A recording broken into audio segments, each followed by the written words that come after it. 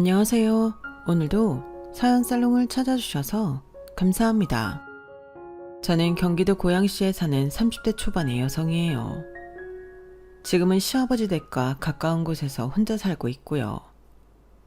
결혼 1년 6개월 만에 혼자가 되었는데 돌싱 아닌 돌싱이랄까요? 남편과는 이혼이 아닌 사별로 헤어지게 됐어요. 남편을 보내면서 무슨 일이 있었길래 사연을 보냈을까 궁금하실 것 같아요. 여전히 먼저 가버린 남편을 생각하면 눈물부터 나오고 보고 싶은데 그래도 이렇게 되짚어보는 데에는 꼭 들려드리고 싶은 이야기가 있기 때문이에요. 바로 시아버지에 대한 건데요. 혹시 저처럼 남편과 사별하신 분들은 시댁과 어떻게 지내시는지 궁금하네요. 저 같은 경우가 또 있을까 싶어서요. 그러면 저와 남편 그리고 시아버지 사이에 어떤 일이 있었는지 지금부터 이야기해 볼게요. 저는 남편과 꽤 오래 알고 지낸 사이였어요. 대학 1학년 때 남편은 복학하고도 4학년 졸업반이었으니 저랑 4살 차이가 났죠. 호감형에 늘 주변에 사람이 많았던 남편에게 저는 첫눈에 반했고 남편은 혼자 조용히 있기를 좋아하는 제가 자꾸 눈에 밟혔다고 하더라고요. 서로의 마음이 통했었나 봐요. 이제 와서 털어놓는 건데 남편이 대학 때 제 가재 꽤 많이 도와줬어요. 저도 남편이 취업할 때 자료 조사나 각 기업의 정보 같은 걸 많이 알아보고 힘이 되어주려 노력했고요. 가끔 싸울 때도 있었지만 심각하게 간 적은 없었고 저는 남편과 함께 있는 게 너무 편하고 자연스럽기만 했어요. 처음 만났을 때도 왠지 정이 가고 알고 지내던 사람 같았거든요. 그 느낌이 쭉 간 거죠. 그렇게 저희는 많은 시간을 함께한 후 결혼을 하게 됐어요.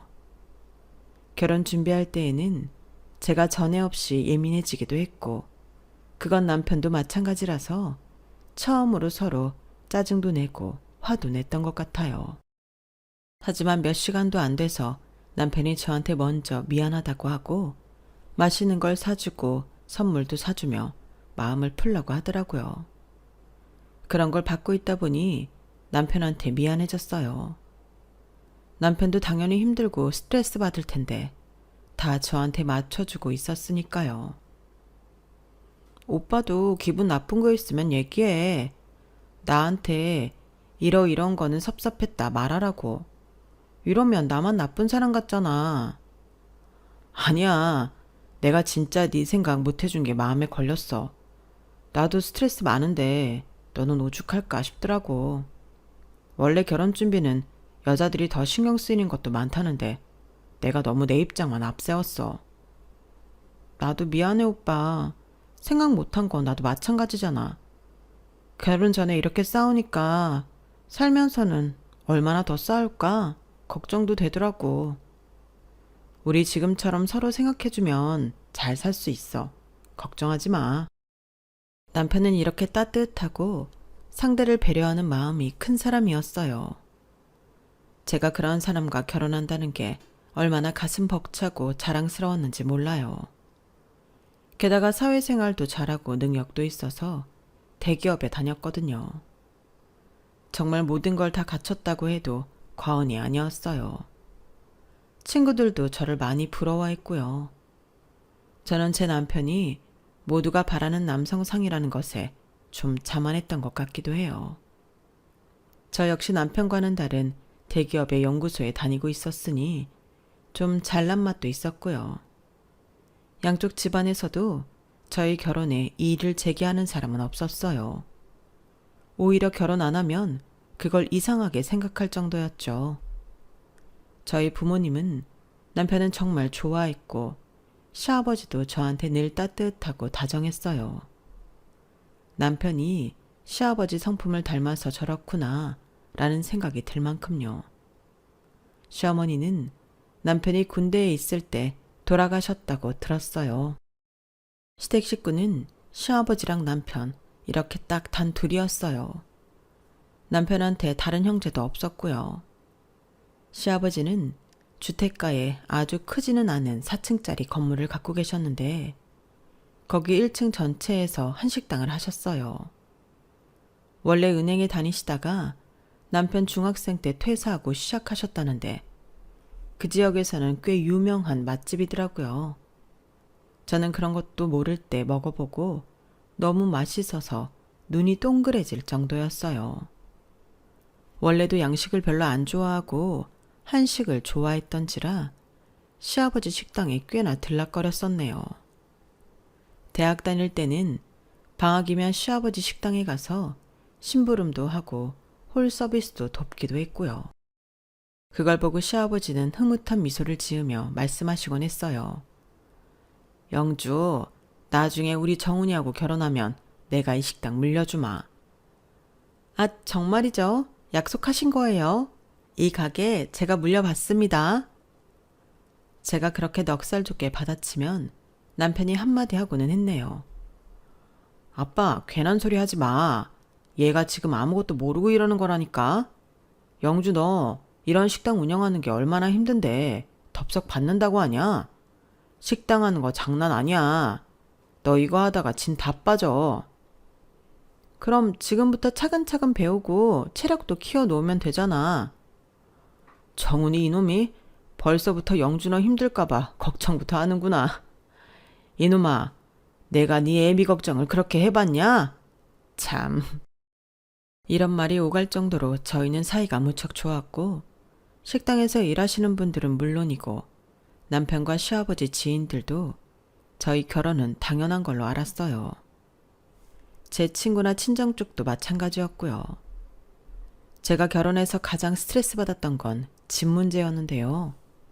제가 사회생활하고 얼마 안 돼 하는 결혼이라 친정 부모님이 집 장만하는 데 돈을 보태주시기로 했는데 당시 저희 집에 문제가 좀 생겨서 보탤 수 없게 됐었거든요. 남편은 저 모르게 그 문제를 시아버지와 상의했고 시아버지는 제가 보태야 하는 돈을 선뜻 내주셨어요. 그러면서 아파트를 저와 남편 공동명의로 하라고 하시는데 저는 절대 안 된다고 했죠. 제가 기여한 게 없는데 무슨 공동명의냐고요.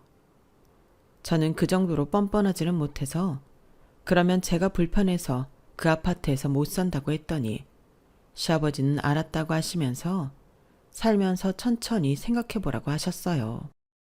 저는 그 정도로 저를 배려해 주시는 것만도 너무 감사했고 내 인생의 모든 복이 남편과 시댁에 있나 보다 싶었네요.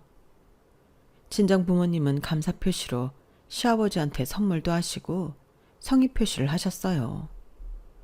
그럼에도 시아버지는 마음 쓰지 말라며 이제 제가 당신 자식도 된다며 마음 편히 갖도록 많은 애를 쓰셨네요.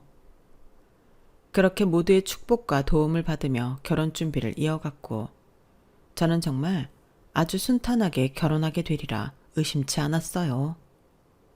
이미 결혼 날짜도 잡았고 예식장 예약도 했고 신혼여행 준비까지 거의 모든 걸 마친 상태였는데요. 불행은 갑작스럽게 다가온다고 하죠. 제 경우가 정말 그랬어요. 결혼식 한 달 전 남편은 갑자기 병원에 입원을 하게 됐어요. 처음에는 너무 야근을 많이 하고 몸을 혹사해서 지쳐서 그런가 보다 하고 찾아간 병원이었는데 검사 결과가 너무 심각했죠. 신부전에 췌장염까지 그리고 그로 인해 협심증까지 발병한 상태였어요. 신장 같은 경우는 이식을 받으면 되는 거 아니냐고 제가 의사한테 물었는데 의사는 별 말을 못하더라고요. 남편 몸이 수술을 감당하기에는 너무 쇠약해져 있었고 이미 다른 합병증들이 진행이 많이 된 상태라 신장 이식을 한다고 해도 장담할 수 없다는 거였어요.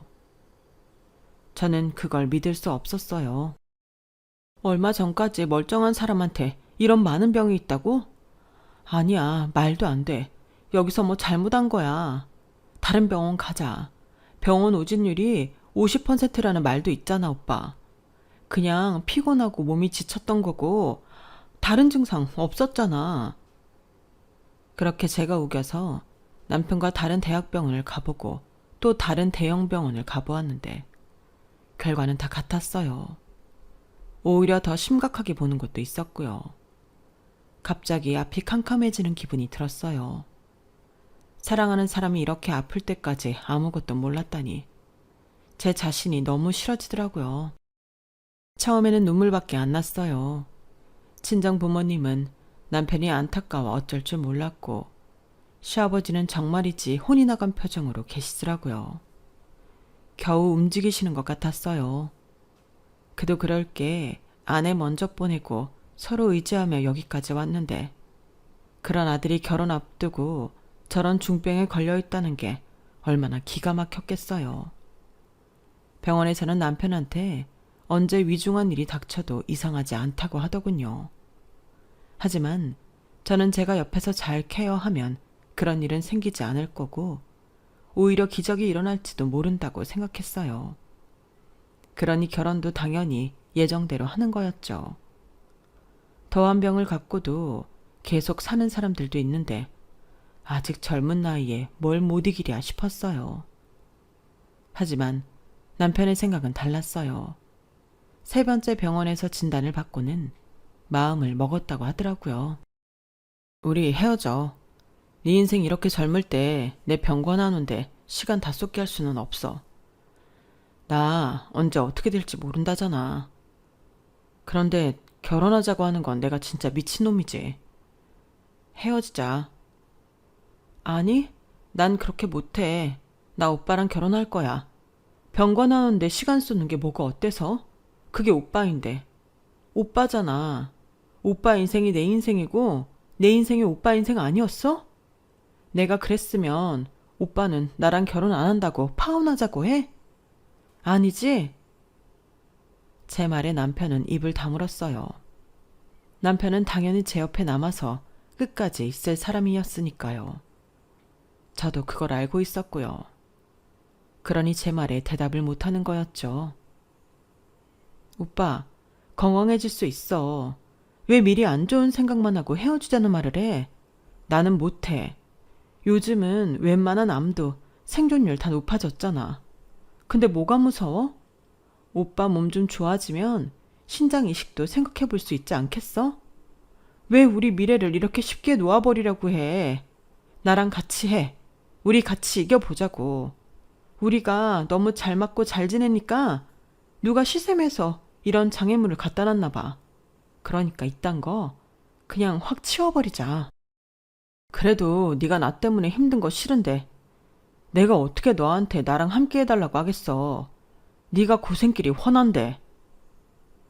오빠랑 있는데 뭐가 고생길이야. 오빠가 나 고생시킬 사람 아닌데? 그러니까 그냥 결혼해. 아니 해야 돼. 친정 부모님 역시 남편을 한 가족으로 생각했기 때문에 이제 와서 병 때문에 결혼하지 말라는 건 입 밖에 내지도 못하셨어요. 제가 결혼한다고 하니 그러라고 하셨죠. 남편의 마음도 많이 신경을 써주셨고요. 시아버지도 남편과 마찬가지로 결혼은 없던 일로 하자고 하셨지만 제가 끝까지 우겨서 결국 예정된 날짜에 예정된 예식장에서 결혼식을 올렸네요. 속사정을 모르는 사람들은 저희가 너무 잘 어울린다고 웃으며 축복해줬지만 양가 부모님들은 남몰래 많이 우셨어요. 남들은 그게 다 자식 보내느라 그러는 줄만 알았고요. 그렇게 결혼식을 치른 후 해외로 가기로 했던 신혼여행은 저희가 손해를 다 감수하고 취소했고 남편은 회사를 휴직했어요. 저는 남편을 일단 입원시키고 당장 제일 급한 치료부터 받기로 했어요. 신장투석은 물론이고 췌장의 협심증 치료까지 너무나 남편이 견뎌야 할 고통이 많았네요. 저는 남편한테 잘 관리하면서 살아보자고 했어요. 남편은 일단 급한 치료들부터 받고 퇴원을 한 후 정기적 투석을 받았고 다른 치료약들도 먹었어요. 그 외에 저희 부부도 다른 부부들이나 마찬가지의 삶을 살았죠. 멀리 여행은 가지 못해도 양쪽 부모님 댁도 들르고 가까운 교회로 자주 나가서 지냈고요. 그러다가 아예 제가 지방 공기 좋은 데로 이사 가자고 했더니 남편이 극구 반대를 했어요. 너 네 일은 안 해? 네 일 좋아하잖아. 네가 그런 것까지 포기하면 나는 내가 너무 싫어질 것 같아. 그러지 마. 어쩔 수 없이 저는 지방으로의 이사는 포기하고 남편의 병간호를 위해 끊임없이 노력했어요.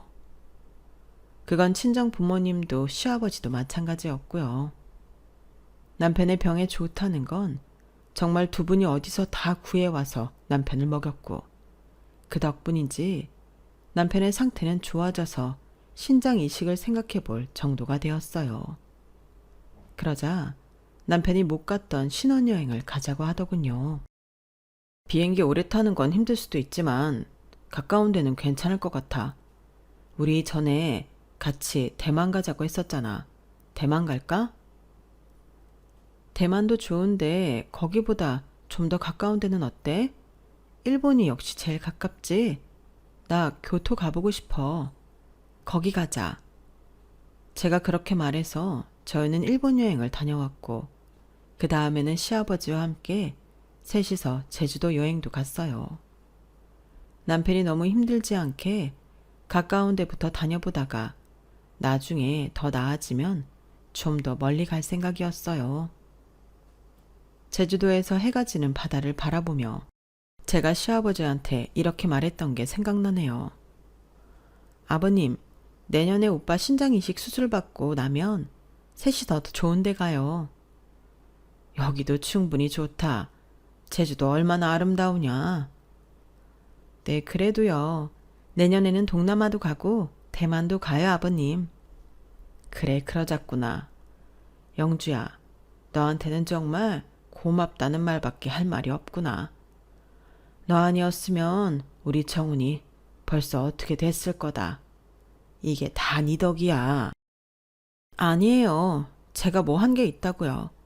오빠가 워낙 뭐든 관리 잘하는 사람이잖아요. 너무 알아서 잘해서 저 힘든 거 하나도 없어요. 영주 너도 몸 잘 챙겨야 돼. 정훈이 챙긴다고 네 몸 소홀히 하면 안 된다. 알았지? 네, 그럴게요. 아버님한테 너무 신경 못 써드린 것 같아 죄송하네요. 내 걱정은 할 필요 없다. 내가 원래 강골이지 않냐. 할 수만 있다면 내 건강 정훈이랑 너한테 나눠주고 싶을 정도로 튼튼하니 염려하지 마라. 그렇게 좋은 시간을 보냈던 게 여전히 추억으로 남네요. 아버지는 남편도 남편이지만 제가 어떻게 될까봐 꽤 걱정을 해주셨어요. 남편뿐 아니라 제 보약도 챙겨주시고 저희 반찬까지 주방에 부탁해서 만들어주셨거든요. 그렇게 저는 남편이 순탄하게 치료가 되고 신장 이식도 받을 수 있을 거라 믿고 있었어요. 하지만 너무 갑작스럽게 남편의 상태가 안 좋아지더니 결국 남편은 협심증 때문에 세상을 떠나고 말았어요. 정말 남편하고 이별의 말을 나눌 시간도 없이 남편은 갑자기 저 세상으로 가버렸어요. 협심증이 좋아지고 있다고만 믿고 있었는데 그게 아니었나 봐요. 남편은 자기가 그렇게 가버릴 줄 알았던 건지 그즈음 한 2주를 아주 평온하게 잘 지냈어요. 친정에도 다녀왔고 시아버지 식당에도 갔었고요. 너무 잘 지내서 정말 마음을 턱 놓고 있었거든요. 그런데 남편이 그렇게 가기 며칠 전 새벽에 이상한 일이 있긴 했어요. 새벽에 남편이 옆에 없어서 거실에 나갔더니 불을 다 켜놓고 남편이 소파에 앉아서 집을 천천히 둘러보고 있더라고요. 그때 남편의 눈빛이 잊혀지지를 않아요. 뭔가 감정이 가득 찼던 그 눈빛이요. 남편은 저를 보더니 웃으며 말했어요. 그냥 이 모든 게 다 신기하기만 하고 지금 이 순간이 소중하다는 생각이 들었어.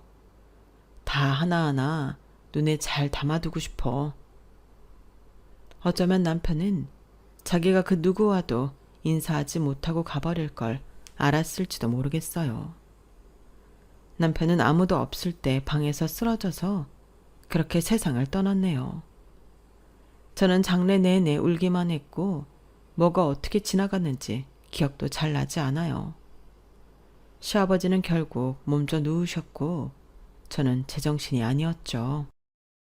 그런 저와 시아버지를 챙긴 건 친정 식구들이었어요.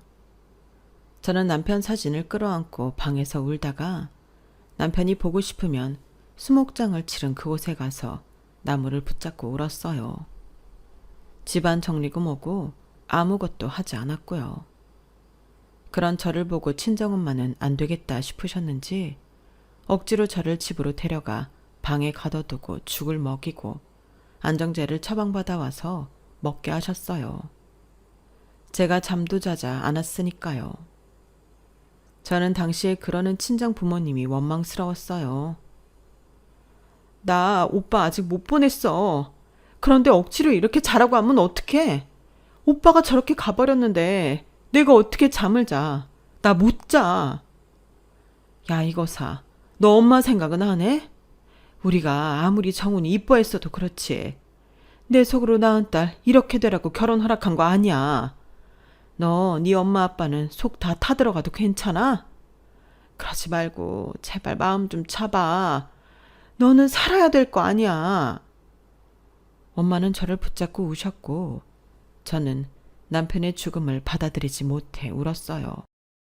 저는 남편의 물건을 정리하려고 하는 친정 식구들에게 화를 내고 아무것도 손대지 못하게 했어요. 집으로 돌아온 저는 현관 비밀번호까지 바꿔버리고 아무도 들어오지 못하게 했어요. 일단 제가 남편의 죽음이 납득되어야 했고 그래야 다른 것도 정리할 수 있을 것 같았거든요. 하지만 시간이 갈수록 남편이 그리워져만 갔고 남편의 물건들을 보며 저는 겨우 하루하루 잠이 들 수 있었어요. 시아버지는 하루에도 몇 번씩 저한테 전화를 하셔서 제가 괜찮은지 확인을 하셨어요. 그때마다 저는 시아버지한테만큼은 제정신인 척을 했던 것 같아요. 이제 잘 정리하고 있다. 괜찮아질 거다. 이렇게 의연하게 보이려 노력을 했죠. 안 그러면 시아버지가 더 힘드실 것 같았거든요. 저는 남편을 잃었지만 시아버지는 몇십 년을 키운 아들을 잃은 거잖아요. 그러던 어느 날 시아버지가 무작정 찾아오셔서 문을 열라고 호통을 치시더라고요. 어쩔 수 없이 문을 열었더니 시아버지는 저더러 얼른 남편 물건들을 정리하라고 단호하게 말씀하셨어요. 어째 네가 집 밖으로 한 발짝도 안 나오는 것 같아서 와봤다. 정은이 물건 정리했다더니 보내지도 않고 설마 했더니 역시나구나. 아버님, 저 아직은 안 돼요. 아직 못 치우겠어요. 그러니까 나중에 다시 연락 주시고 오늘은 이만 가시면 안 돼요? 안 된다. 정훈이 간 지 3개월이야. 너 언제까지 이럴 거야? 부모가 돌아가셔도 3일상 후에는 다들 먹고 산다. 회사도 가고 사람들하고 어울리면서 살아. 근데 너는 이게 뭐냐? 이러고 있으면 정훈이가 저 세상에 어떻게 가겠어? 네 옆에서 계속 맴도니까 너도 더 정훈이가 그리운 거다. 얼른 정리해라. 아니다. 내가 오늘 사람들 불러서 다 정리할 테니까 너는 네 친정에 가라어서. 아니요. 저 못해요. 여기 제 집이에요, 아버님. 이거 제 남편 것들이고요. 내가 진짜 내 속마음 얘기 안 하려고 했는데 어쩔 수가 없구나. 나 진짜 너네 결혼시킨 거 후회한다. 내가 사주 잘 보는 유명한 사람 아는데 그 사람이 그러더라. 너랑 상성이 안 맞아서 정훈이가 그런 병도 걸리고 먼저 간 거라고. 내가 요즘 같은 세상에 그런 말이 어딨냐 했는데 그 말이 맞았던 것 같다. 근데 네가 그렇게 죽은 내 아들까지 안 놔주고 있으니 내 아들이 어디 편히 저 세상을 가겠냐? 네가 정훈이 잡아먹은 거라고. 저는 시아버지 말씀에 너무 큰 충격을 받았어요. 설마니 시아버지가 저한테 그런 말을 하리라고는 꿈도 꿔본 적 없었거든요. 그렇게 저한테 잘해주시고 뭐든 제가 잘했다고 하시던 분인데 이렇게 매정하게 저한테 무시무시한 말을 하시니 저는 가슴이 다 무너지는 것만 같았어요. 내가 정훈이 결혼을 막았어야 되는데 그게 내 죄다. 더는 내 아들한테 죄짓고 싶지 않으니까 너는 네 집으로 돌아가. 여기가 네 집이라고? 이거 우리 정훈이랑 내 돈으로 산 집 아니냐?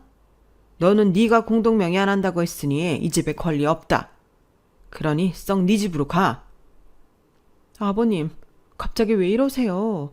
이러지 마세요. 왜 그런 무서운 말씀을 하세요? 저 영주잖아요. 아버님이 좋아하시는 영주요. 네가 암만 이뻐도 내 새끼만 하겠냐? 며느리도 결국은 남이다.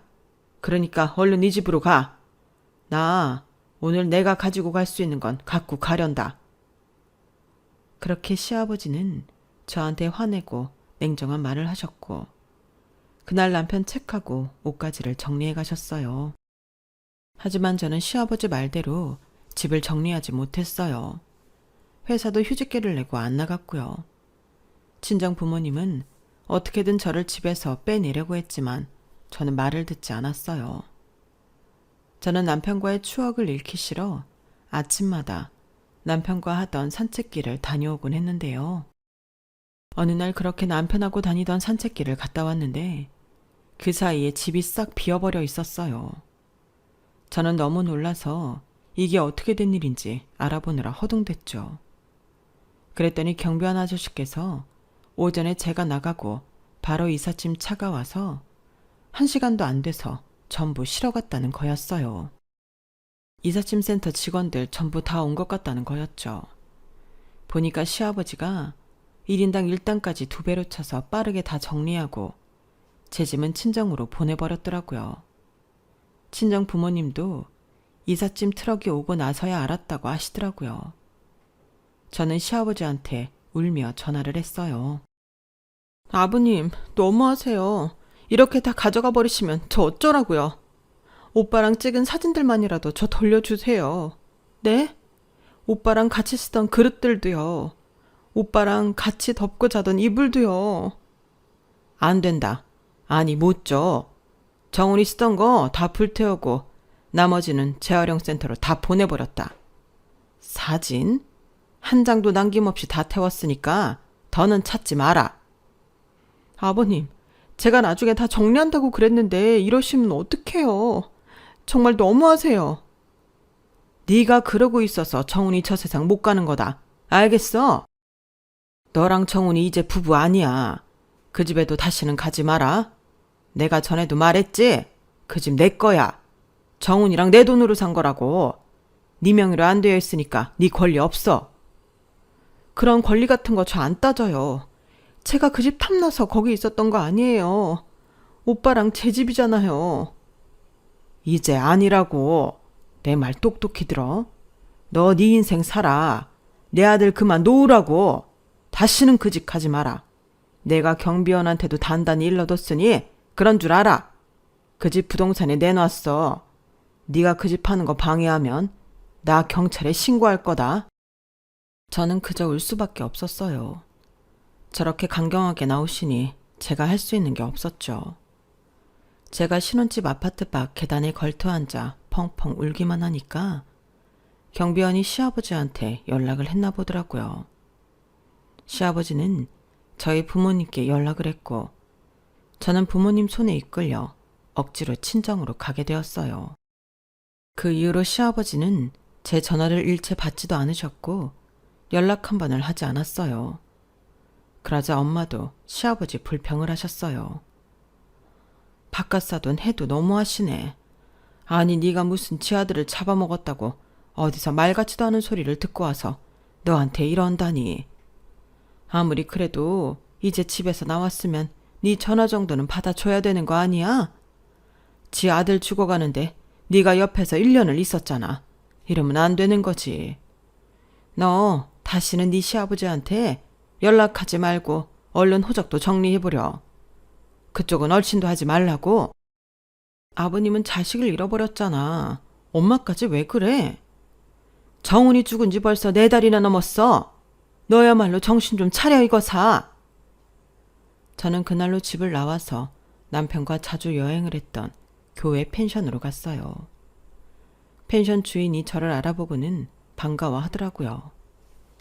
예약 없이 와서 며칠 묵고 가겠다는데도 별말 없이 방을 내주더군요. 저는 거기서 일주일가량을 꼼짝도 안 하고 있었어요. 그러고 있는데 시아버지한테 전화가 오더라고요. 너 지금 나한테 내 아들 간병했던 돈이라도 달라는 거냐? 어디 틀어박혀 있길래 니네 가족들이 너 찾아 나한테까지 오냐?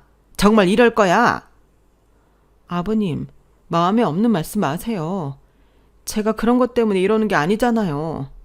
아니, 나는 너 이해 못한다. 네가 원망스럽다. 너 아니었으면 우리 정훈이 안 죽었을 것 같다고. 너보다 더 끔찍하게 사랑하고 오래 살았어도 이러지 않는다. 나는 네가 다른 속셈이 있다고밖에 생각을 못하겠구나. 저 대학에서부터 지금까지 거의 10년을 오빠하고 지냈어요. 그 세월이 짧은 거 아니잖아요. 그보다 더 긴 세월 잘 지냈어도 이러지 않아. 당장 집으로 가. 아니면 네가 딴 속셈이 있어서 그런다고 생각할 거다. 알겠어? 네가 정훈이 진짜 사랑했다면 이러면 안 되는 거다. 당장 네 집으로 돌아가. 너 정훈이랑 자주 갔던 펜션에 있는 거 안다. 내가 펜션에 전화해서 확인해봤어. 너 그 펜션에서도 쫓겨나고 싶냐? 그냥 네 발로 순순히 나와라. 결국 저는 말씨름하다가 지쳐서 잠들어 버렸는데 그 사이 친정 식구들이 와서 저를 차에 태워 집으로 갔어요. 친정 부모님은 그런 저를 보고 어쩔 줄 모르고 애를 태우셨고 그러다가 엄마가 피로가 쌓여 잠깐 실신하는 일이 생겼어요. 그걸 보니 정신이 들더군요. 내가 힘든 것도 힘든 거지만 엄마가 잘못될까봐 겁이 덜컥 난 거였어요. 엄마는 링거를 맞으며 제 손을 잡고 우셨어요. 영주야, 제발 네 인생 살자. 이제 새 출발하자. 엄마도 너무 힘들어. 저는 울면서 알겠다고 했고 다시 직장으로 복귀를 했네요. 그러면서 남편을 잇기 위해 바리스타 자격증을 땄어요. 베이킹도 배우러 다녔고요. 뭐라도 해야지. 안 그러면 남편 생각이 났거든요. 그리고 친정 부모님과 함께 여행도 다녔어요. 생각해보니 제가 오빠만 신경 쓰느라 친정 부모님한테 잘해드리지를 못했더라고요. 또 다른 후회를 남기고 싶지 않아서 친정 부모님한테 잘하려고 애를 많이 썼네요. 그러면서 생각날 때마다 시아버지께 문자를 남겼지만 시아버지는 단 한 번도 제게 답을 하지 않으셨어요. 정말 독하게 저를 끊어내시는 것 같더군요. 정말 제가 남편을 잡아먹었다고 생각하는 것 같아 섭섭하고 마음이 아팠어요. 그렇게 시간이 지나고 나니 차츰 저도 원래대로 돌아왔고 생활에 의욕도 생기더군요. 신기할 정도로요. 남편 없이 다시는 아무것도 못할 줄 알았는데 사람은 살면 어떻게든 또 사라지더라고요. 남편에 대해서도 아련하고 아픔도 있었지만 아주 좋은 추억으로 남겨지고 있었어요. 하지만 시아버지에 대한 섭섭함은 여전했어요. 그렇게 저한테 잘해주시더니 자기 아들 잡아먹었다고 호령을 하던 게 잊혀지지 않았거든요. 그렇게 시간이 지나고 시아버지에 대해서도 모든 기대를 놓아버렸을 즈음 느닷없이 시아버지 문자를 받았어요. 한번 보자는 거였어요. 저는 싫다고 할까 하다가 일단 뵙기로 했죠. 아무리 저한테 모진 말을 했다고 해도 사랑하는 제 남편의 아버지이고 그 전까지는 정말 저를 딸처럼 아껴주시던 분이었으니 한번 인사는 드리는 게 예의겠다 싶었어요. 그렇게 저는 오랜만에 시아버지 댁을 방문하게 됐는데 시아버지는 그새 바싹 늙어서 또래보다도 훨씬 나이가 많아 보이더라고요. 그걸 보고야 깨달았어요. 자식을 보낸 슬픔을 제가 느끼는 건 비교할 수도 없다고요. 게다가 시아버지가 전부 처분하고 불태웠다던 남편의 옷가지며 이불 그리고 물건들이 전부 그대로 남편이 쓰던 방에 있더라고요. 그걸 보고 눈물이 울컥 치솟는데 시아버지는 저더러 소파에 앉으라고 하셨어요. 그리고는 서류 봉투를 제게 건네시더군요. 아버님, 이게 뭐예요? 너랑 정훈이 살던 그 집 문서야. 이거 이제 네 거다. 아버님, 왜 이걸 저한테... 아니, 그것보다 전에 판다고 하셨잖아요. 내가 내 아들 결혼한다고 돈 보태준 집, 그걸 어떻게 파냐? 내 아들이 잘 돼서 큰 집으로 옮긴 것도 아니고 너랑 같이 그렇게 살던 집을 내 손으로 어떻게 팔아? 처음부터 너한테 주려고 했었다. 네 도장이랑 너에 대해 필요한 건 사돈들 도움을 받았다. 부모님도 아신다고요?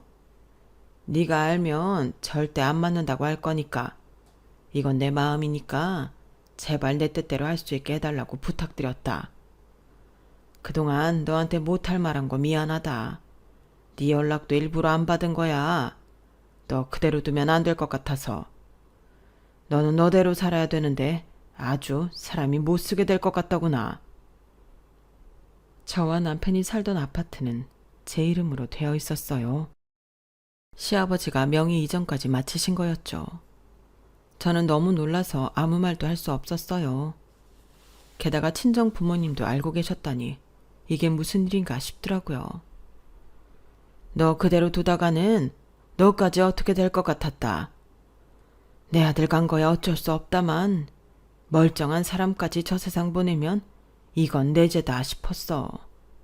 너 잘못될까봐 너무 걱정이 돼서 결국 내가 못된 말까지 했다.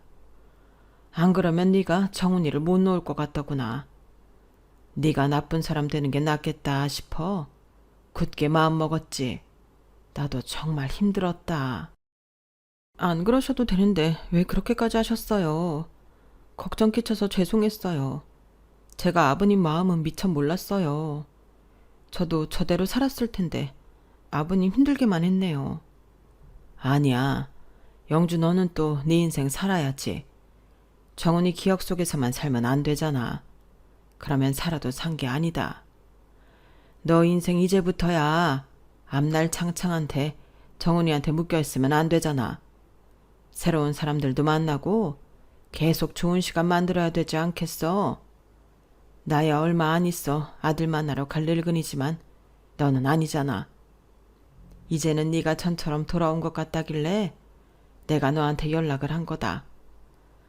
내가 바깥사돈하고 연락은 했었다. 아버님, 이 집 제가 못 받아요. 어떻게 받아요? 전에 말씀드렸던 대로 저 그 집에 권리 없어요. 제가 아버님 모시고 여기서 살면 안 돼요? 그런 말 마라. 왜 남의 집 귀한 딸이 여기 와서 늙은이 시중 들며 사냐? 네가 정훈이한테 쏟은 애정 그게 너무 고마웠다. 끝까지 내 아들 지켜줘서 고마웠어. 그래서 주는 거다. 나는 정말 네가 앞으로 잘 되기를 바란다. 다른 건 없으니까 가끔 연락이나 하면서 살자. 시아버지는 제 앞날을 위해 일부러 모진 말씀과 행동을 했던 거였어요. 제가 못 받겠다고 하니 서류를 제 손에 쥐어주시며 정말 잘 살았으면 좋겠다고 하는데 저는 진짜 우는 것밖에 할 수 있는 게 없었어요. 아버님 말씀대로 잘 살게요. 제 연락만 받아주세요. 저한테 차갑게만 대하지 말아주세요. 물론이다. 내가 왜 너한테 냉정하게 굴겠냐. 그래서야 저 세상 가서 정훈이한테 혼나지 않겠어? 그렇게 시아버지도 눈물을 보였어요. 저는 그 집을 받고 한동안 고민했어요. 그대로 처분하는 거는 저도 안 되겠더라고요. 그래서 전세를 놓고 저는 시아버지와 가까운 곳으로 가서 살기로 했어요. 친정집과도 대중교통으로 20분 거리여서 부모님도 그러라고 하셨어요.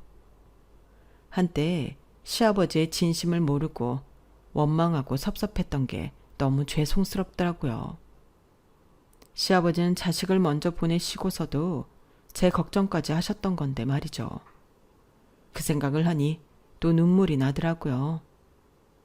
제가 사별한 분들이 시댁과는 어떻게 지내는지 궁금하다고 했잖아요. 저 같은 경우가 또 있으신지 알고 싶었어요. 저는 제 인생 열심히 잘 살 거지만 먼저 간 남편과 시아버지는 죽을 때까지 마음에 품을 것 같아요.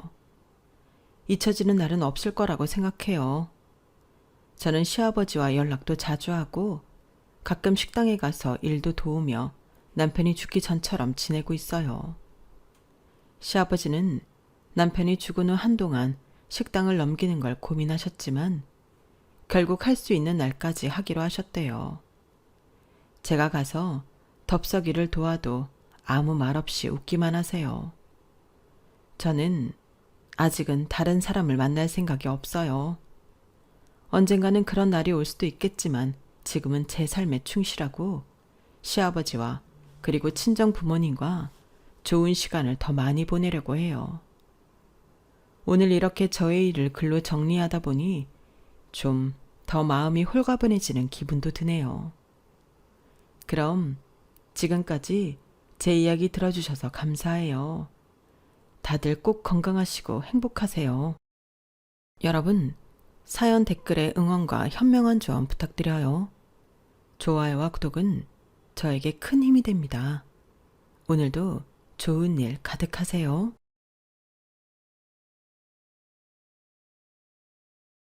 안녕하세요. 오늘도 사연 살롱을 찾아주셔서 감사합니다.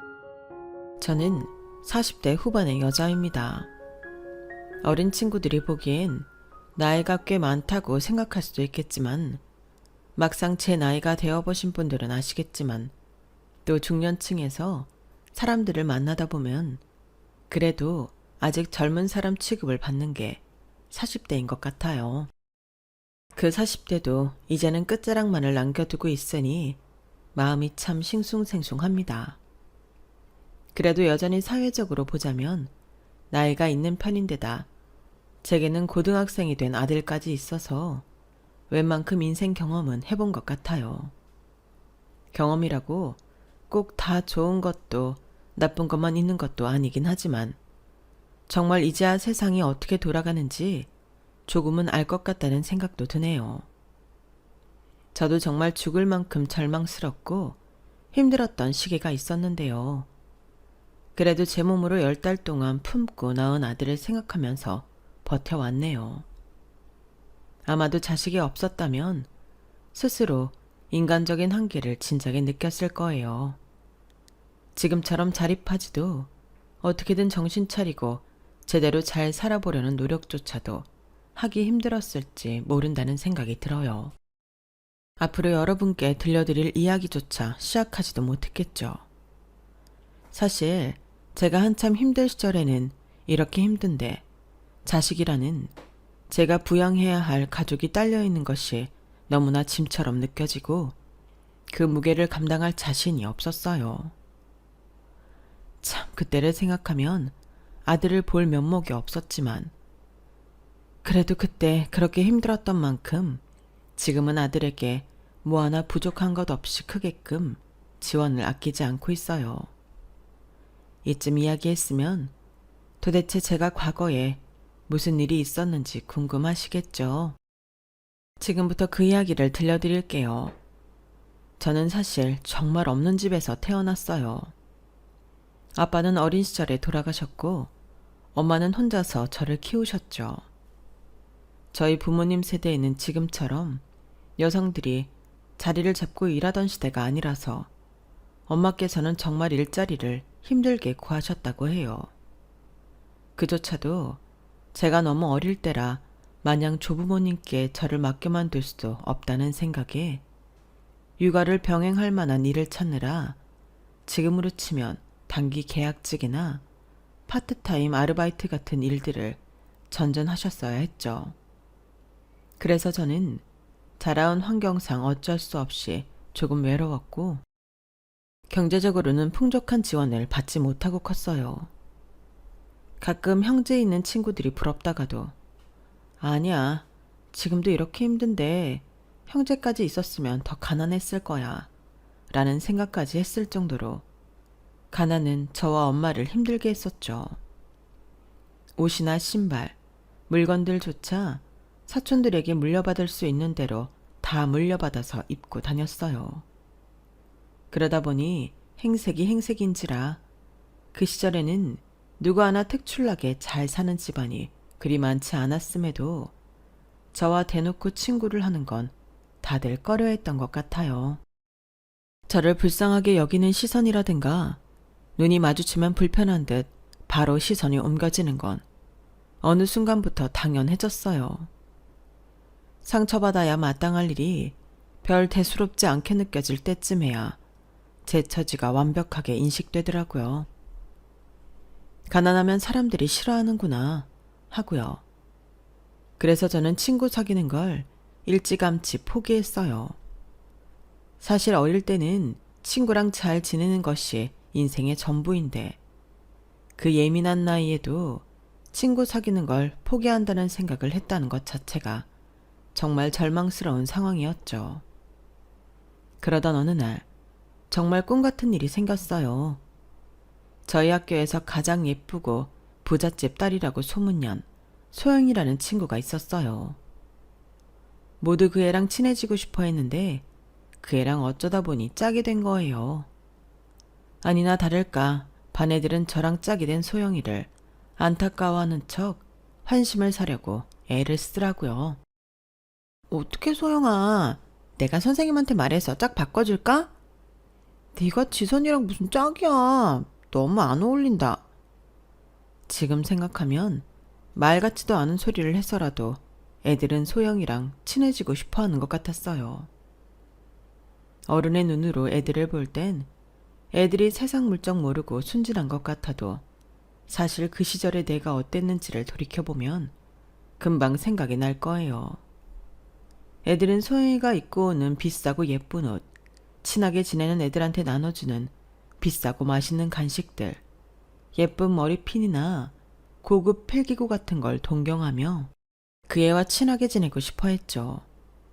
물론 그 애의 인기에는 그런 물질적인 것 외에도 경제적인 어려움을 겪고 자라지 않아 맑고 밝은 성격도 한몫했어요.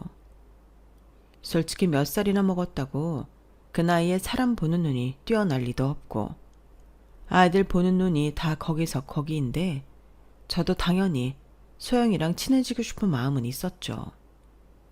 하지만 그 애와 제 사이에는 차마 넘볼 수도 없는 벽이 존재하는 것 같았어요. 그런데 그 아이의 한마디로 인해 제 인생이 조금 바뀌기 시작했어요.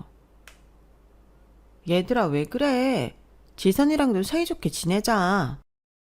처음에는 가식이라고만 생각했는데 소영이는 정말로 저에게 잘해주기 시작했어요. 지선아, 이런 말을 하면 네가 상처받을 수도 있겠지만 그런 옷이랑 신발을 신으면 애들이 무시하기가 쉬워.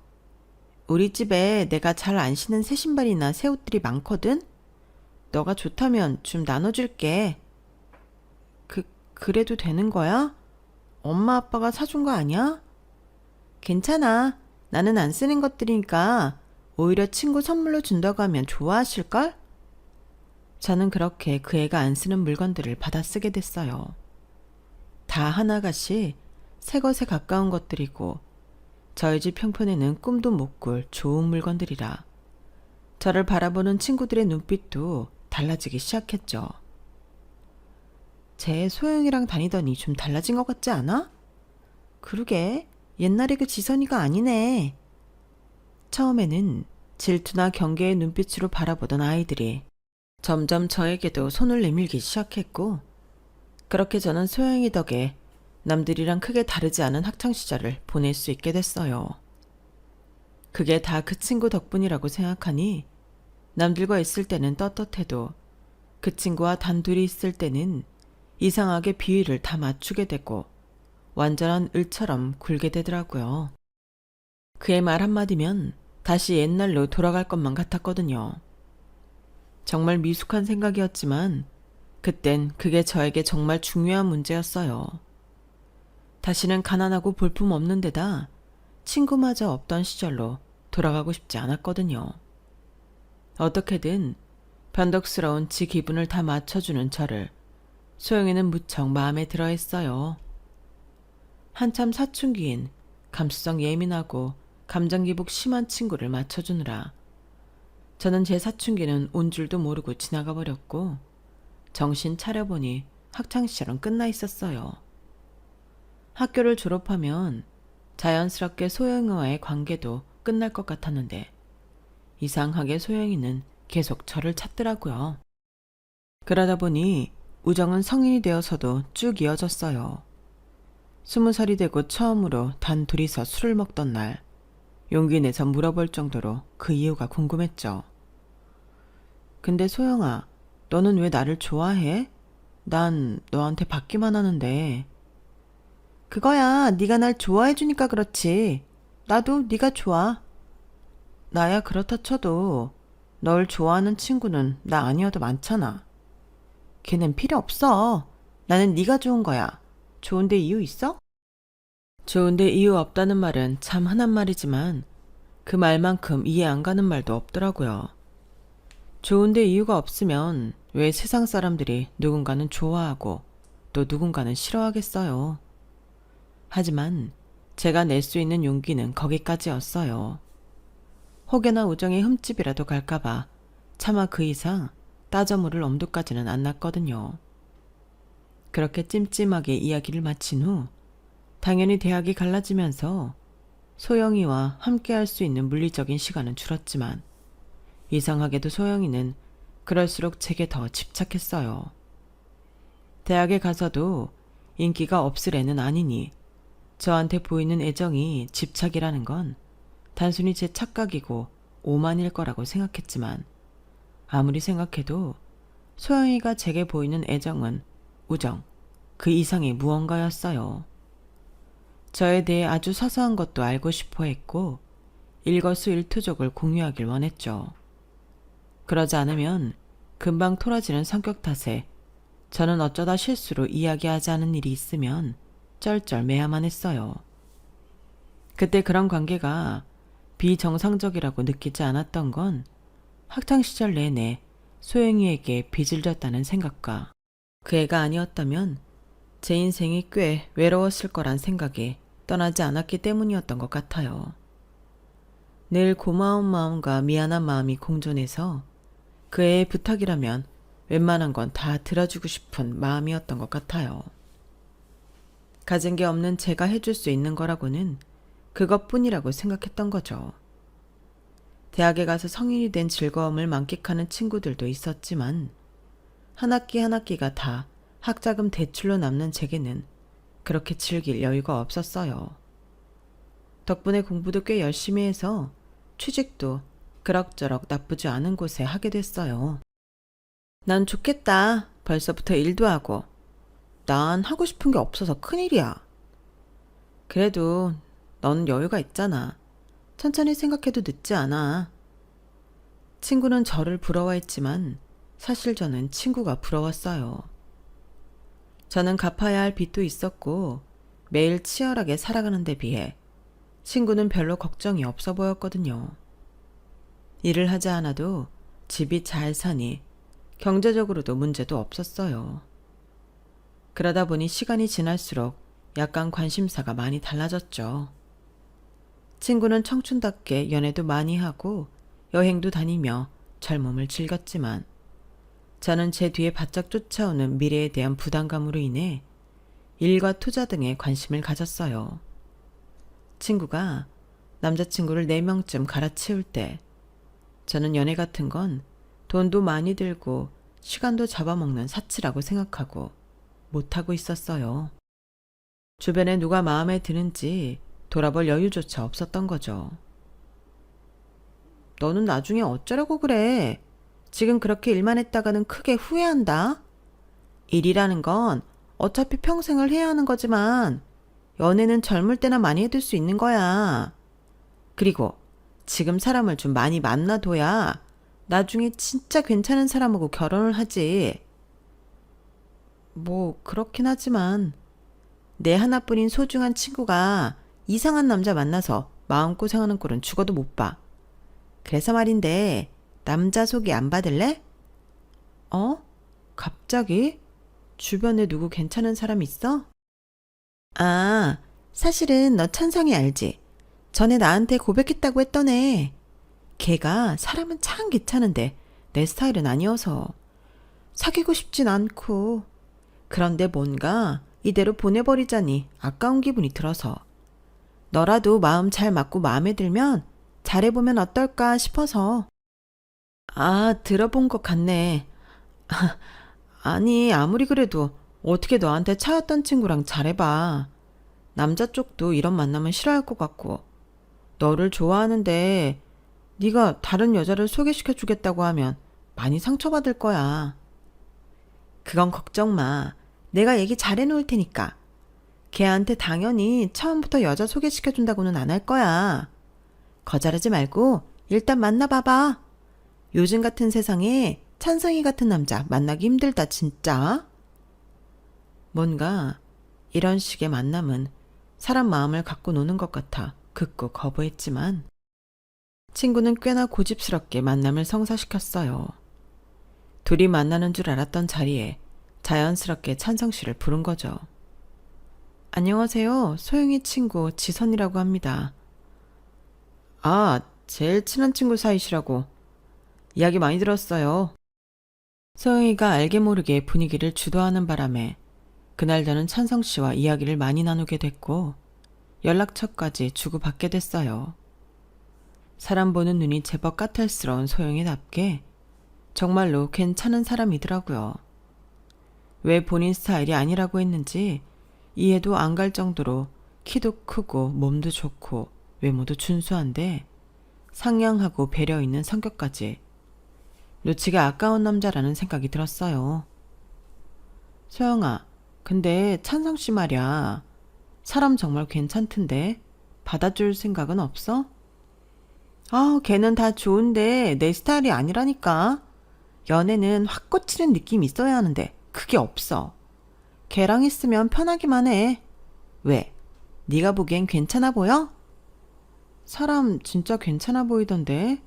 너 좋아한다는데 잘해보면 좋을 것 같다고 생각이 들어서 그렇지. 그래서 내가 너 소개시켜 준 거잖아. 너랑 잘해봤으면 해서. 안 그래도 너 연애 경험 없어서 사람 보는 눈도 없는데 괜히 어디 이상한 사람한테 코 깨어서 마음고생하지 말고 그냥 내가 소개해주는 사람하고 만나. 난 이제 하도 많이 만나봐서 척하면 척 눈치가 백단이라니까. 나 못 믿어? 믿어, 믿지. 근데 일단 알겠어. 상대방이 친구를 좋아했다는 사실을 알고도 관계를 시작해도 되는 건지 잘 모르겠더라고요.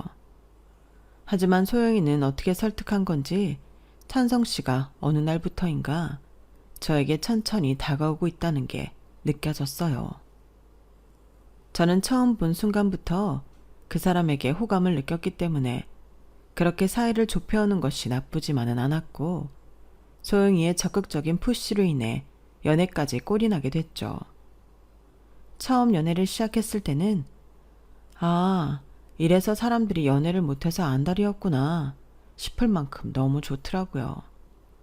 매일같이 설레고 벅차는 감정에 별 볼 일 없는 제가 꼭 로맨스 영화의 주인공이라도 된 것 같았어요.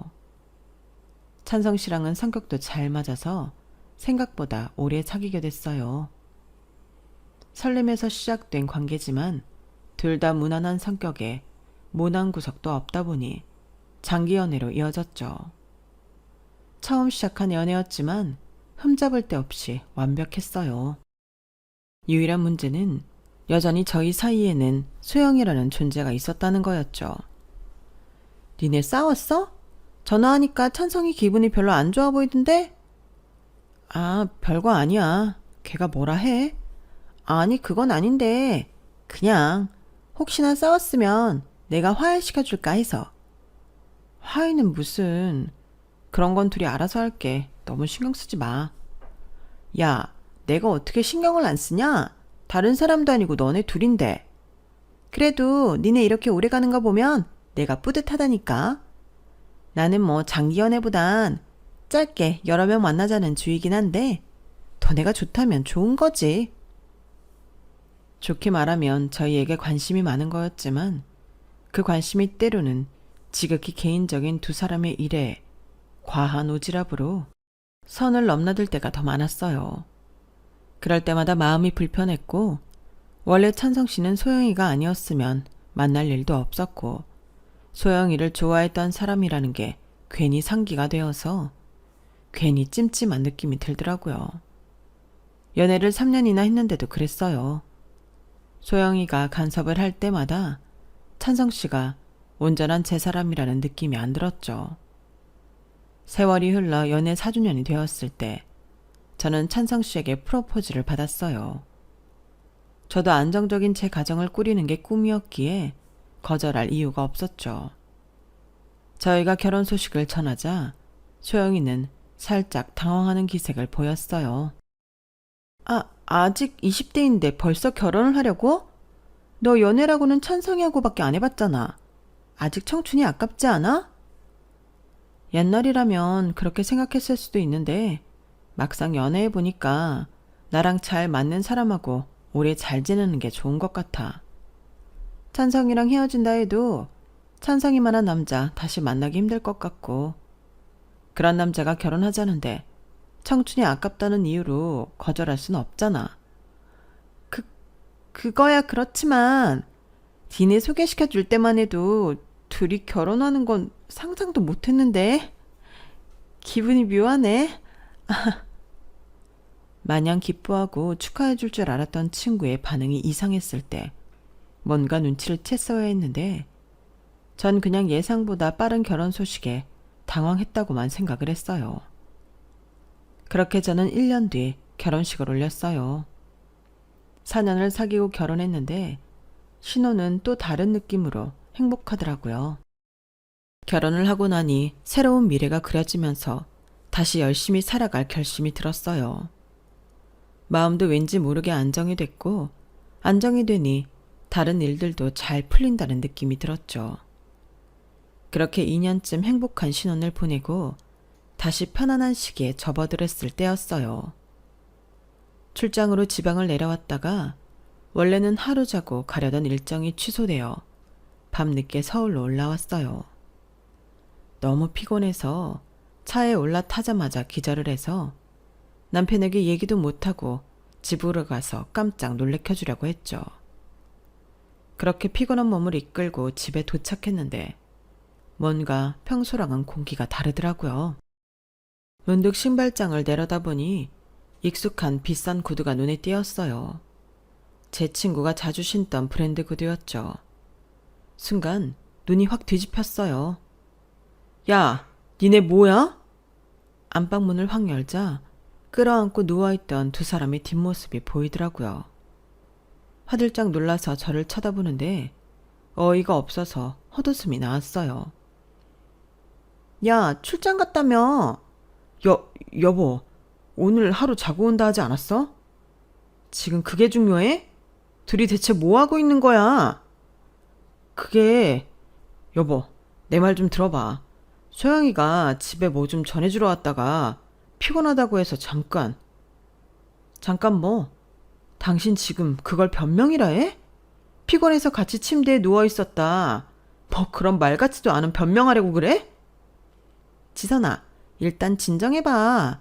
얘기도 안 들어보고 그렇게 화만 내면 어떡하니? 친구라는 인간이 그 와중에 저한테 훈계를 하려고 하더라고요. 어린 시절 걔한테 절절매며 살았을 적에 뭔가 제가 별거 아닌 사소한 실수만 해도 제게 돌아오던 말투와 눈빛이었어요. 어린 시절에는 저한테 그게 꽤 먹혔었죠. 제 세상에 걔밖에 없던 시절이었으니까요. 저 눈빛을 받으면 다시는 제가 일어설 수 없을 것 같아서 매번 내가 고칠게 하면서 사과를 했었어요. 그런데 저는 저도 모르는 사이에 내면이 꽤 단단해진 것 같더라고요. 성인이 되고 소영이가 제 인생에서 파이가 작아지면서 더 이상은 예전처럼 소영이에게 얽매이지 않게 된 것 같았어요. 소영아, 그게 내 남편이랑 바람난 너한테 들을 소리는 아닌 것 같은데? 너도 진짜 웃긴다. 뭐라고? 야, 네가 어떻게 나한테 감히? 감히? 그럴 줄 알았어. 네가 나를 어떻게 생각했는지 뻔히 보였는데도 그동안 다 넘어갔어. 네가 내 어린 시절을 구원해 준 건 맞으니까. 근데 소영아, 이제 나 더 이상 그런 필요 없거든? 나를 동정하면서 네 자존감 채우는 어줍지 않은 구원놀이는 이제 너도 그만해라. 이제 우리 어른이잖아. 저 쓰레기는 굳이 네가 가져가야겠다면 가지고. 어차피 처음부터 내 것도 아니었잖아. 저는 참지 못하고 그 자리에서 모든 관계를 끝내버렸어요. 제 인생에서 표면적으로는 가장 친했던 친구와 가장 사랑했던 남자 모두를 동시에 잃었죠. 당시에는 그보다 더한 절망 따윈 인생에 없을 줄 알았지만 한 가지 관과했던 사실이 있었어요. 남편과 이혼 도장을 찍던 당시에 제 뱃속에 이미 새 생명이 자라고 있었다는 사실이요. 끝난 줄 알았던 절망이 다시 시작되던 순간이었죠. 아이를 지울까 수천 번도 더 고민했지만 병원에서는 지우기에는 아이가 너무 자랐다고 하더라고요. 사람 보는 눈이 없는 엄마를 잘못 만나 괜히 죄 없는 아이를 희생시키는 것보다는 죽이 되든 밥이 되든 한번 키워는 봐야겠다는 생각이 들었어요. 미쳤어? 그 애를 왜 낳아? 제정신이야? 애 낳기만 해봐. 난 양육비 한 푼도 못 주니까 그렇게 알아. 전 남편은 으름장을 놨지만 그래도 멀쩡한 아이를 지울 수는 없었어요. 법학 전공을 한 친구에게 물어보니 양육비를 받아낼 방법은 얼마든지 있다고 해서 믿고 그냥 아이를 낳았죠. 친정 부모님께는 조금 죄송하지만 아이를 낳고 기르는 데는 신세를 좀 졌어요. 저는 아이를 낳고 3달 정도 쉬다가 바로 직장에 복귀를 했어요. 아이 키울 돈을 벌려면 하루라도 마음 편히 쉴 날이 없었어요. 날 때부터 아빠가 없는 것도 미안한데 적어도 저 때문에, 돈 때문에 힘든 유년 시절을 보내게 하고 싶지는 않았거든요. 김대리, 애 낳았다 그러지 않았어? 회사 관둔 줄 알았는데 뭘 이렇게 악착같이 돌아왔어? 회사에서는 저와 입사 동기였던 대리가 어느새 과장으로 승진해 있더라고요. 회사를 못 나온 1년이 조금 넘는 시간 동안 많은 게 바뀌어 있었어요. 구석 쪽에 처박혀 방치되어 있던 제 책상을 꺼내오는데 마음감이 교차하더라고요. 김대리 쉬다 오니까 감 떨어졌나 봐. 일을 이렇게 하면 어떡해? 쉬다 왔으면 적어도 피해는 주지 말아야지. 기분 탓인지 모르겠지만 아이를 낳고 나니 약간 건망증처럼 깜빡하는 일이 잦아서 업무적으로도 예전에 비하면 자잘한 실수가 늘었어요. 그럴 때마다 쉬어서 그렇다며 면박을 주는 직장 동료 때문에 얼마나 힘들고 억울했는지 몰라요. 정말 푹 쉬다 왔으면 모를까. 아이 낳고 산후조리도 얼마 못하고 바로 복귀했는데 그걸 자꾸 놀다 왔다는 식으로 이야기하는 게 너무 싫더라고요. 어쨌든 악으로 깡으로 다시 직장 생활에 적응하느라 힘이 들었어요. 회사 출근해서 일하고 퇴근하고는 아이를 돌보는데 정말 죽을 맛이더라고요. 그나마도 낮에 아이를 봐주시는 친정 부모님이 안 계셨다면 정말 못할 짓이었을 거예요.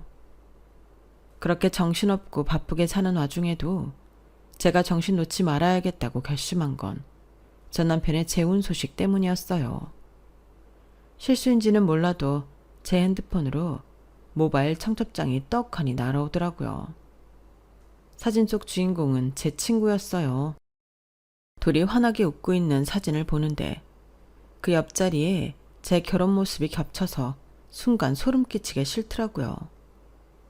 결혼식에 찾아가서 깽판이라도 칠까 수십 번도 더 생각했지만 그럴 시간도 여유도 없어서 그 날짜는 그냥 넘어갔어요. 그리고 나서도 뭔가 제대로 복수를 못했다는 생각에 며칠 동안 찜찜하더라고요. 괴로움에 몇 날 며칠 몸부림치다가 그냥 제가 잘 사는 게 복수다 그런 생각을 했어요. 어떻게든 일에서도 인정받고 야무지게 재산도 늘려서 자식을 잘 키워보자는 생각밖엔 안 들더라고요. 인생 전체를 통틀어서 그때처럼 악에 받쳐있을 때는 없었을 거예요. 그때쯤에 제 인생의 귀인을 만났죠. 선배, 오랜만이에요. 그동안 잘 지내셨어요? 우연히 대학 시절 친하게 지냈던 후배와 연락이 닿았는데 다니고 있는 직장이 저희 회사 근처라고 해서 점심시간에 짬을 내서 만나게 됐어요. 워낙에 예뻐하던 친구라 너무 반가웠는데 뭔가 학창시절과는 다른 아우라가 뿜어져 나오더라고요. 뭐야, 너 너무 멋있어졌다. 이런 말 해도 되나 모르겠는데 좀 벌었나 봐? 진짜요? 뭐 선배가 그렇게 말씀하신다면 딱히 숨길 것도 없죠. 저 부동산 투자를 좀 했거든요. 근데 소질이 좀 있나 봐요. 그걸로 꽤 벌었어요. 어머, 진짜? 나도 관심이 있긴 한데 할 줄을 몰라서 나도 좀 가르쳐 주면 안 돼? 마침 부동산 투자에는 저도 관심이 있어서 틈틈이 공부하고 있던 터라 후배의 말에 귀가 솔깃하더라고요.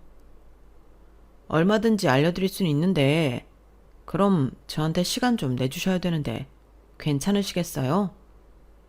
아, 내가 애가 있어서 퇴근 후에는 좀 힘들고 점심시간에만 될 것 같은데 그래도 괜찮아? 네, 아니면 제가 집 근처로 갈게요. 선배네 아기도 보고 싶어요. 그렇게 속성 과외가 시작됐어요.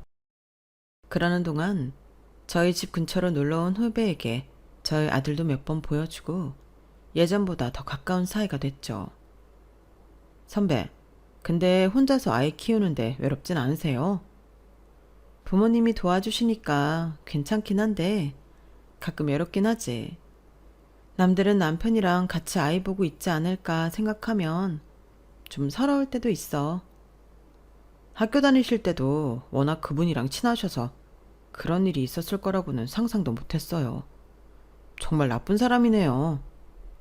네가 소영이를 기억할 줄은 몰랐는데 별걸 다 기억하네. 그래도 요즘은 너 만나서 옛날 이야기도 하고 우리 아들도 예뻐해주니까 외로울 틈이 없는 것 같아.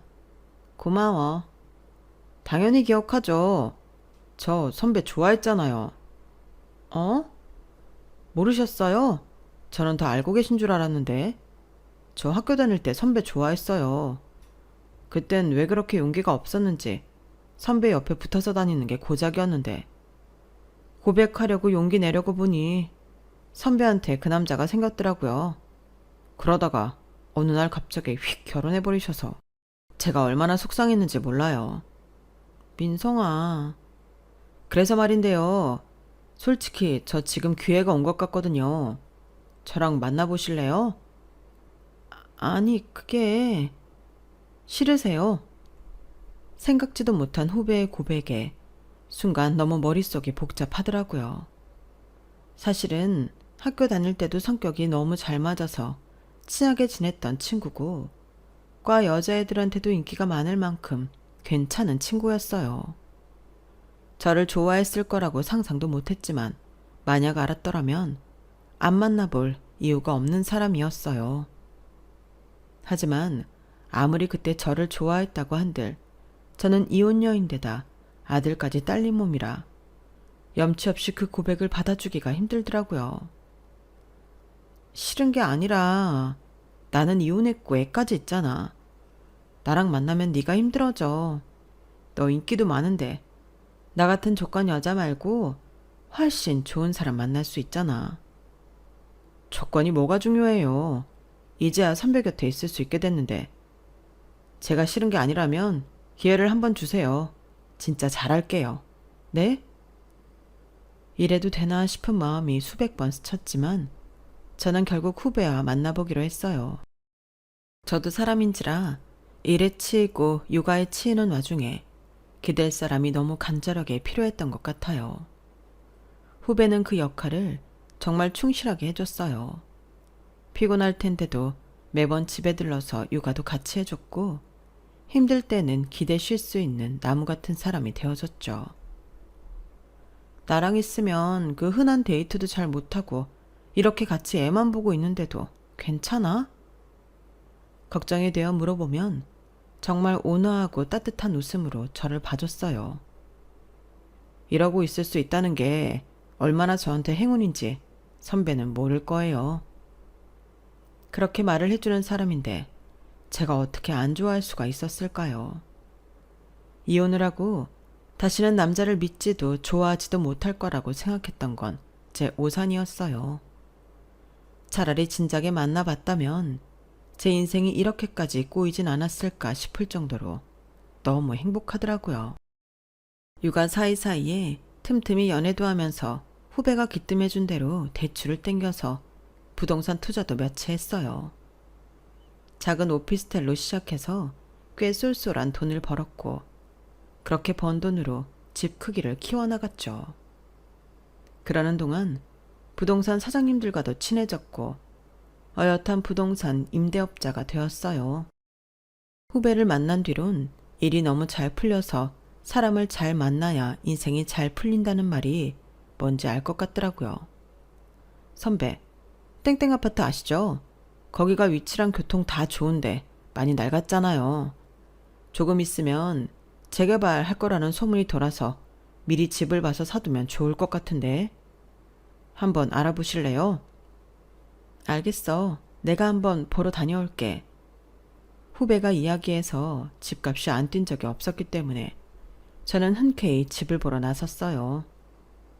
원래는 집 보러 갈 때 행색이 너무 초라하면 은근히 무시하는 눈빛을 받을 수 있어서 어느 정도 꾸미고 가는데 그날은 약속했던 시간쯤에 아이가 아파 병원에 들렀다가 급하게 나가게 되어서 좀 몰골이 초라한 채로 갔어요. 제가 좀 늦었죠. 죄송해요. 아닙니다. 어서 가시죠.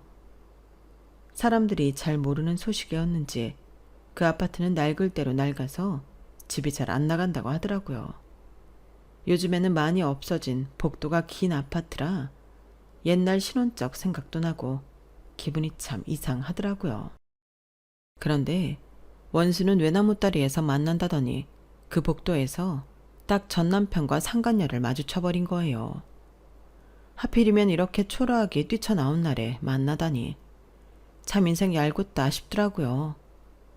부동산 사장님께서는 깔끔하게 차려입으신 터라 더 비교가 되었을 것 같아 얼굴이 화끈거리더라고요. 아니 이게 누구야? 지선이 아냐? 너 잘 살고 있었어? 애 낳아서 혼자 키우고 있다더니 많이 힘든가 보네? 몰골이 이게 뭐야? 당신이 왜 여기 있어? 설마 이쪽으로 이사라도 와? 여보, 제 행색을 봐. 무슨 이사는 이사야. 여기도 낡아서 그렇지 은근 집값 비싸. 보다마나 어디 집 청소나 하러 왔겠지.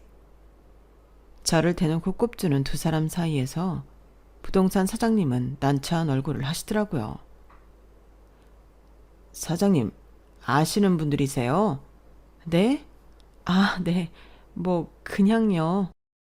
너무 감사하게도 그 둘을 딱 보면서 제게 호칭을 불러주시는 사장님 덕분에 체면이 좀 섰어요. 아니나 다를까 그 사장님 소리에 둘은 좀 놀랐는지 자기들끼리 쑥덕거리더라고요. 사장님? 무슨 사장님? 쟤 뭐 어디 장사라도 시작했어? 단 모르지. 나도 소식 끊긴 지 오래였는데. 여기 909호입니다. 일 보시죠. 저는 그 둘을 지나쳐서 보기로 한 집 초인종을 눌렀어요. 그런데 그 둘이 갑자기 저희 쪽으로 뛰어오더라고요. 뭐 하는 거야? 여긴 왜 눌러? 나 이 집 보러 왔는데 니네가 무슨 상관이야? 뭐? 집을 보러 왔다고? 여기 우리 집인데? 맞아. 오늘 집 보러 온다고 했었어. 그게 당신이었어? 여기 사시는 분들이세요? 얼른 열어주세요. 빨리 집 보여드리고 가게. 부동산 사장님도 짜증이 난 듯 재촉을 하시더라고요. 둘은 쭈뼛거리면서 싫은 티를 내더니 마지못해 문을 열어줬어요. 집에 들어갔는데 정말 개판이더라고요. 둘은 몸치장만 그럴듯하게 하고 살림하는 사람은 없는 건지 집골이 말이 아니어서 사고 싶은 마음이 싹 사라졌어요. 더 볼 것도 없겠네요. 저 이 집은 계약 안 할래요. 그런데 제가 그 말을 하는 순간 상간녀의 표정이 안도로 바뀌는 걸 봐버렸어요. 그걸 보니 뭔가 낌새가 이상하더라고요. 일부러 집을 인위적으로 엉망으로 보이게 만든 건가 하는 생각이 스쳤어요. 그래서 금방 마음을 바꿨죠. 아니다. 그냥 계약할게요. 제가 이 집 사죠. 네? 정말요? 부동산 사장님도 이건 아니다 싶었는지 제가 말을 바꾸니 깜짝 놀라시더라고요. 동시에 전 남편과 상간녀 눈이 초조해지는 걸 봤어요. 무슨 사정인지 몰라도 제가 그 집을 사는 게 둘에게 안 좋은 일이라는 것만큼은 똑똑히 알겠더라고요. 저기 지선아, 내가 이 집 오래 살아봐서 아는데 이런 집 사서 좋을 거 없어. 너 내가 옛장으로 그나마 얘기해주는 거다? 너 이 집 사면 엄청 후회할걸? 낡아서 맨날 집값 떨어지는 곳인데 뭐하러 사? 그래. 같은 값에 살 거면 더 괜찮은 아파트도 많은데 뭐 이런 집을 사. 애도 키워야 하잖아. 요즘 초등학생들도 아파트 어디 사는지 민감하다던데 좀 좋은 데 사지 그래. 어머, 지금 니네 내 걱정해 주는 거야? 내가 몰골은 이래 보여도 니네 걱정받을 입장은 아닌 것 같은데. 어차피 실거주 목적도 아니고 투자 목적으로 사는 거니까 내 걱정은 하지 마. 아니, 그래도 이 집은 좀 아닌데? 왜 하필 여기야? 내 말 제대로 못 들었어? 투자 목적이라니까. 니네 사는 꼴 보니까 걱정은 오히려 내가 해줘야겠는데. 천년의 사랑인 양 바람까지 피워서 살면서 겨우 이 꼬라지로 사니? 이러려고 친한 친구 뒤통수 치고 같이 잘 살아보려던 아내 뒤통수 쳤어? 우리 지훈이도 제 아빠 이 꼴로 사는 걸 알면 울겠다. 울겠어. 뭐라고? 우린 너 위해서 말해준 건데 넌 겨우 이딴 식으로밖에 말 못해? 야, 나도 너랑 지낸 세월이 얼만데 눈치 백단이야. 난 네 표정만 봐도 네가 무슨 생각하는지 안다고. 내가 이 집 사면 입장이 퍽이나 난처해지나 본데 연기한다고 모를 것 같아? 나도 그동안 당하고만 살아서 좀 억울하거든. 니네한테 한 방 먹일 수 있다면 먹이고 싶어서 말이야.